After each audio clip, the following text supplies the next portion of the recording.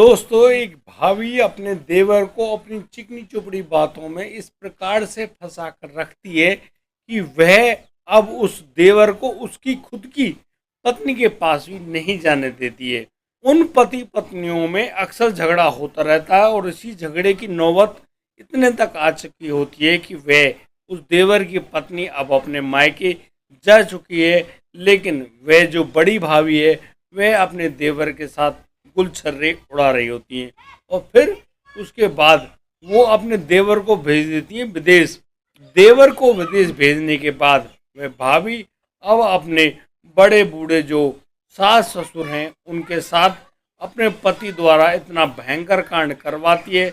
उसको जानकर आप लोग हैरान रह जाएंगे कि एक महिला एक सास ससुर यानी कि माता पिता जैसे इंसानों के साथ इतना बुरा कैसे करवा सकते हैं। और यह सब काम कराया उस छोटी सी जमीन जिसको वो बेचकर अपने मायके में रहना चाह रही होती है, क्योंकि उसने अपने पति को भी अपनी बातों में बहला फुसला रखा था। नमस्कार दोस्तों, स्वागत है आपका हमारे YouTube चैनल किस्से क्राइम के। और दोस्तों, यदि आप पहली बार इस चैनल पर आए हैं तो आपसे गुजारिश है कि हमको सब्सक्राइब करें और हमारी वीडियो को प्यारा सा लाइक तो अवश्य दें। दोस्तों, आज मैं आपको एक बेहद ही महत्वपूर्ण बात बताना चाहता हूँ।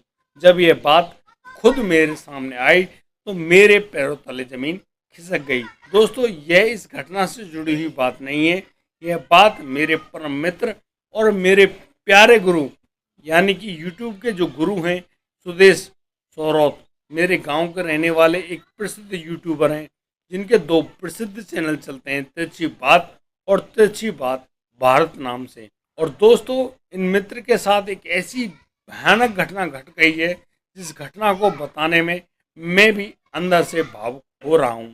दोस्तों, मैं बताना चाहता हूँ कि करीब 15 साल पहले इनके साथ एक भयंकर एक्सीडेंट हो गया था। एक्सीडेंट में चोटें तो लगती हैं, इसी प्रकार से इनके हाथ पैरों में काफ़ी गंभीर चोटें आईं और चोटों को दवाई और इलाज के माध्यम से ठीक तो करा लिया गया, लेकिन पिछले 4-5 साल से सुदेश बहुत ज़्यादा दर्द से परेशान थे, जो कि उनके लेफ्ट हैंड में होता था। यानी कि उनके इस दर्द से परेशान होने पर वो लगातार पेन किलर्स ले रहे होते हैं। और दोस्तों, मैं आपको यह भी बता दूं कि जब उन्होंने अपने डॉक्टर्स के पास जाना शुरू किया, डॉक्टरों ने जब आवश्यक जांचें कराई, MRI CT स्कैन वगैरह कराए हाथ के, तब जाकर डॉक्टरों को पता चला कि इनके जो हड्डी है लेफ्ट साइड की, उस हड्डी में गलावट शुरू हो गई है और अब उसमें इन्फेक्शन इतनी भयानक स्थिति में फैल गया है कि दोस्तों, परसों मुझको यह जानकारी मिली कि अब हमारे प्यारे भाई सुदेश सौरौत का अब जो उल्टा हाथ है उसमें इन्फेक्शन इतनी ज़्यादा तीव्र गति से बढ़ रहा है कि वह बहुत जल्दी उनके दिल तक पहुंच जाएगा। और इस इन्फेक्शन की वजह से ही अब उनके एक हाथ को उनके शरीर से जुदा करना पड़ेगा।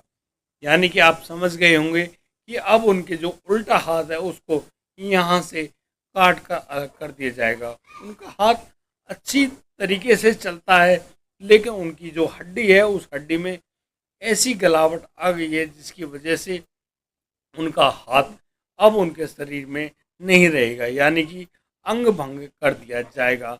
इस बात को जानने के बाद खुद मेरे पैरों तले जमीन खिसक गई।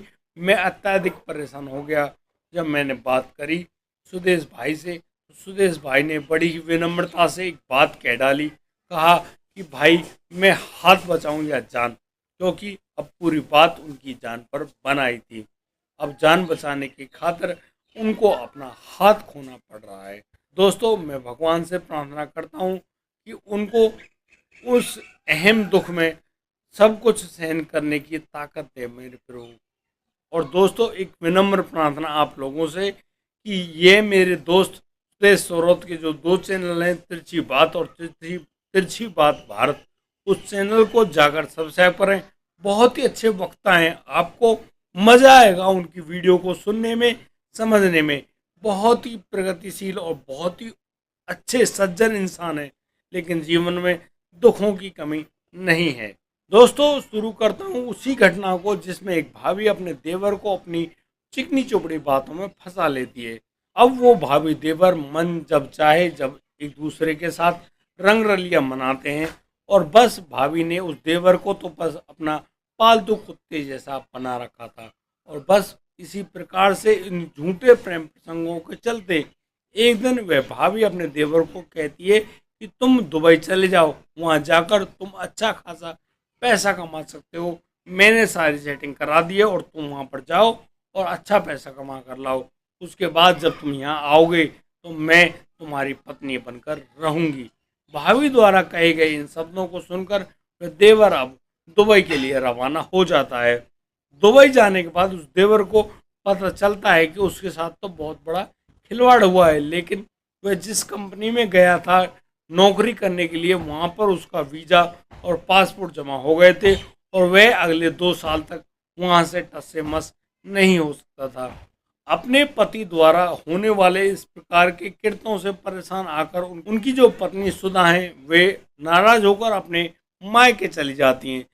अपने देवर के विदेश जाने के बाद अब वह भाभी अपने पति को अपने मायके से वापस बुलाती है और फिर उन बड़े बूढ़े जो सास ससुर हैं उनको तहसील में ले जाकर वो सारी ज़मीन अपने नाम करा ली जाती है उस बड़े भाई द्वारा, और फिर उस पूरी भूमि को बेच कर वहाँ से अपने उस ससुराल में जाकर वह आदमी शिफ्ट हो जाता है और अपने माँ बाप को दर दर की ठोकरें खाने के लिए रेलवे स्टेशन पर छोड़ देता है।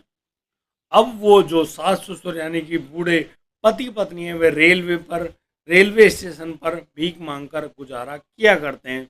1 साल बाद जब सुधा घर लौटती है और घर आने के बाद जब वह अपने बूढ़े सास ससुर के बारे में पूछती है, अपने ससुराल पहुंचती है तो देखती है कि यहाँ तो ताला लगा हुआ है। पड़ोसियों से जानकारी मिलती है कि ये घर तो बिक चुका है, अब इस घर में कोई भी नहीं रहता है। तो जहाँ सुधा जब जानती है उन पड़ोसियों से कि वे जो बूढ़े सास ससुर हैं वो तो एक रेलवे स्टेशन पर भीख मांगते हैं, तो सुधा बिना कोई देरी करे पहुँचती है उस रेलवे स्टेशन पर और वहाँ अपने सास ससुर के लिए बहुत सारी विनती कर रही है और उनसे कह रही है कि आप लोग यहाँ बैठिए, अब वो पैसे कमा कर लाएगी और तुम्हारा भरण पोषण किया करेगी। बस इतनी ही बात थी। अब जो वह सुधा है वह अब सुधा अब उस रेलवे स्टेशन पर बहुत सारी नमकीन की पैकेट मूंगफली वगैरह लेकर रेल में बेचती है और उनसे जो पैसे कमाती है उनसे अपने बूढ़े सास ससुर की देख रेख किया करती है। अब वह पति जिसका नाम राजेश है जो कि दुबई में काम किया करता है वह 1 साल बाद लौट कर आता है दुबई से, और वहाँ आने के बाद वह रेलवे स्टेशन पर देखता है कि इस रेलवे स्टेशन पर उसकी माता पिता भीख मांग रहे हैं। उनको वह देखकर बड़ा हक्का बक्का रहता है और कुछ ही देर में उसकी पत्नी हाथ में उन पोटलियों को लेकर आती है जिनके अंदर बहुत सारी टॉफियाँ, नमकीन और मूंगफलियाँ हैं। उनको देखकर राजेश पैरों तले जमीन खिसक जाती है और वह देखकर रो पड़ता है, चीख पड़ता है कि यार तुम्हारे साथ यह हो क्या रहा है। अब यहाँ पर सुधा उन लोगों के साथ होने वाली उस पूरी घटना को बताती है अपने पति राजेश को, और बस फिर अब इस पूरी बात को जानकर राजेश अपने माता पिता और पत्नी को लेकर जाता है अपने वहाँ पड़ोसी शहर में, और वहाँ एक सब्जी मंडी के पास वह एक किराए पे कमरा लेता है और फिर वह उसी सब्जी मंडी में पल्लेदारी का काम किया करता है। वह सही प्रकार से काम कर रहा था और उसके पास कुछ पैसे भी होते हैं। उन पैसों की मदद से वह एक छोटी सी सब्जी की दुकान खोल लेता है।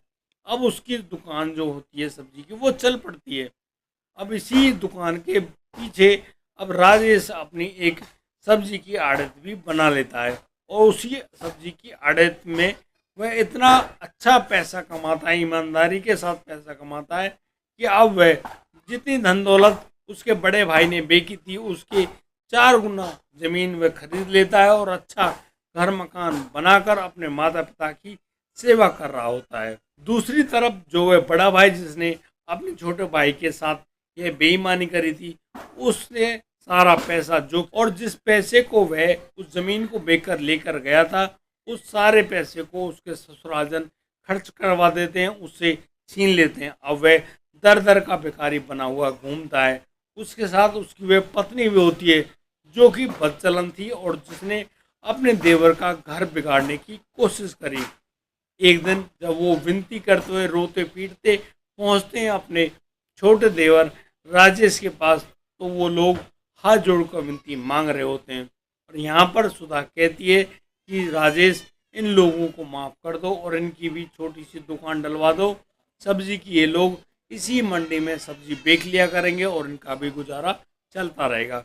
दोस्तों, आपको कैसी लगी हमारे द्वारा सुनाई गई ये कहानी, और इस कहानी से आपको क्या सीख मिलती है, आप हमें कमेंट करके बता सकते हैं हमारे कमेंट बॉक्स में।